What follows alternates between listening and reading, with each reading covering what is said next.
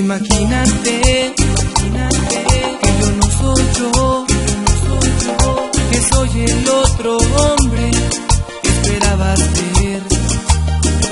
Un desconocido que te ha escrito un verso y te dibujó la luna en un trozo de papel. Un amante improvisado, misterioso, apasionado, que te dio una cita en este hotel. Desnúdate ahora y apaga la luz un instante y hazme el amor como lo haces con esos amantes. Te juro que hoy es la